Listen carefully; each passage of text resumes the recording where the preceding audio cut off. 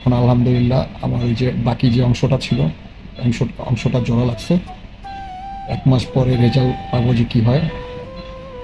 এখন বাঁচা মরা হচ্ছে আল্লাহর হাতে ভাই।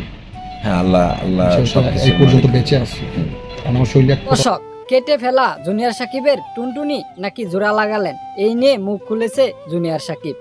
সুপ্রিয় দর্শক, গত কয়েকদিন আগে আপনারা দেখতে পাচ্ছেন তার স্ত্রী শিকা জুনিয়র সাকিবের টুনটুনিটা কেটে নেয়, তার সাথে অমানবিক একটি ঘটনা ঘটায়। সুপ্রিয় দর্শক, জুনিয়র সাকিবের সেই কেটে ফেলা টুনটুনিটা নাকি জোড়া লাগিয়ে দিয়েছে, আরও 1 মাস টাইম লাগবে তার ভালো হইতে।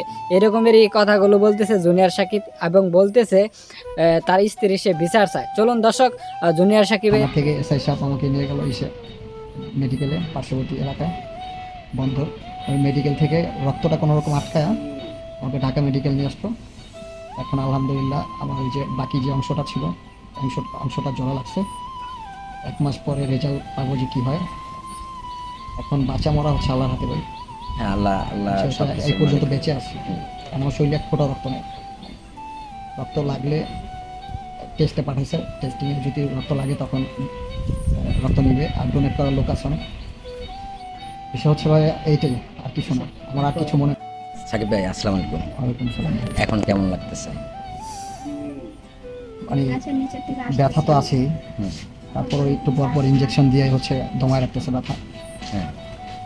আলহামদুলিল্লাহ। আচ্ছা, তো আসলে আপনার সাথে যে ঘটনাটা ঘটছে সেই ঘটনাটার একটু বর্ণনা যদি দিতেন, কিভাবে কি হয়েছে? ঘটনাটা হচ্ছে আমি ঘুমাইছিলাম, হুম, আগের দিন রাতে হচ্ছে আমাকে যে মিনি বিয়ার, যেগুলো হচ্ছে ওই যে হিসেব যে কোনো বেকারিতে পাওয়া যায়, আমি দোকানে 75 টাকা করে, যেগুলো তিতা তিতা টাইপের, হুম, ওটার সাথে আরও লাল কি টাইপের যেন একটা মিক্স করছে, সিরাপের মতো লাগে। আমি এটা জীবনও খাইনি, যে ওই লাল যেটা। আর ওটার মধ্যে মেবি ঘুমের ট্যাবলেট ইউজ করছে, আর না হয় আমাকে কেটে দিছে। কয়জন ছিল না ছিল আমি কিছুই বুঝলাম না, দেখলাম না। আমি হঠাৎ ঘুম ভাঙার পরে দেখি আমার এটা না, যে রক্ত দিয়ে ঘর বেরিয়ে গেছে। কারণটা কি? আচ্ছা, আপনার আমি তারপর ওঠার পরে চেক করে দিছি, শিখা কই বন্ধ করে, ঠিক আছে? দেখি কেউ না। এটা যতটুকু অপারেশন করছে, যতটুকু জয়েন লইব, এই কথা জানে জি ঢুকতে ভাইয়া। পারে। মাহ, দেখছেন দেখছেন কি অবস্থা, এত হাইপার হয়ে যেতেছে কথা বলতে বলতে। সিঙ্গাপুর যে কথা জিজ্ঞেস হাইপার হয়ে যেতেছে। সাহেব ভাই, এই রে আর 2 মিনিট দেন তো বিয়ার পর আপনি আর একটা মানুষ ঢুকতে দেবেন।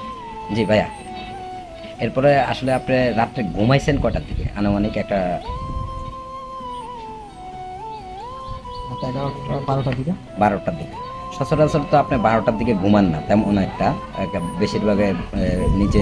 ওইটা খাওয়ানোর পরে আমার ঘুম চলে আসছে অটোমেটিক, আমি জানিও না যে কখন ঘুম আসছে। আচ্ছা, এক ঘুমেই উঠছি, ওঠার পরে দেখি যে আমার এই অবস্থা। এই অবস্থা। আসলে ঘুম থেকে উঠছেন কটার দিকে আপনি? ঘুম থেকে উঠছি হচ্ছে 6টা মেবি। 6টা। মানে অনেক ভোরবেলা। আমি কয়টা আসলে আমি বলতে পারছি মানে মেবি 6টা, কিন্তু আসলে সব সময় তো 6টার সময় উঠে না, বেশিরভাগই 10টার দিকে ঘুম থেকে ওঠা হয়। ওই দিন 6টার দিকে ঘুম ভেঙে গেছে। আচ্ছা, তো এরপরে এই অবস্থা যখন আপনি দেখেছেন তখন কি আপনি নিজে নিজে হসপিটালে গেছেন নাকি? নিজে নিজে। হ্যাঁ, যখন আমি রাস্তায় উঠছি, রাস্তা ওঠার পর এখানে হারুন ভাই আসছিল। আমি বুঝতে পারতেছি না যে এত সকালবেলা হারুন ভাই কীভাবে এখানে আসলো। তার মানে কি শিখা গিয়ে ওইখানে হারুন ভাইরে দেখে আসছে যে আমি ওরা এটা কেটে দিছি। সে আমাকে ধরলো না, আমি বললাম ভাই আপনি আমাকে ধরেন একটু, আমার একটু উঠান। উঠাইলো না, সে একটা অটো ডাক দিয়া লোকজন দিয়ে উঠাই দিল আমাকে। আচ্ছা, আমি তারপর আমাকে থানায় নিয়ে নামাই দিল এই অটোটা। তারপর থানা থেকে এসআই সাহেব আমাকে নিয়ে গেল এসে মেডিকেলে, পার্শ্ববর্তী এলাকায় বন্ধ। ওই মেডিকেল থেকে রক্তটা কোনো রকম আটকায় আমাকে ঢাকা মেডিকেল নিয়ে আসতো। এখন আলহামদুলিল্লাহ আমার ওই যে বাকি যে অংশটা ছিল অংশটা জোড়া লাগছে। 1 মাস পরে রেজাল্ট পাবো যে কি হয়। এখন বাঁচা মরা হচ্ছে আল্লাহর হাতে ভাই। হ্যাঁ, আল্লাহ আল্লাহ এই সবকিছুর পর্যন্ত মালিক। বেঁচে আছি, কারণ আমার শরীরে এক ফোঁটা রক্ত নেই। রক্ত লাগলে টেস্টে পাঠাইছে, টেস্টিংয়ে যদি রক্ত লাগে তখন রক্ত নিবে, আর ডোনেট করার লোক আছে অনেক।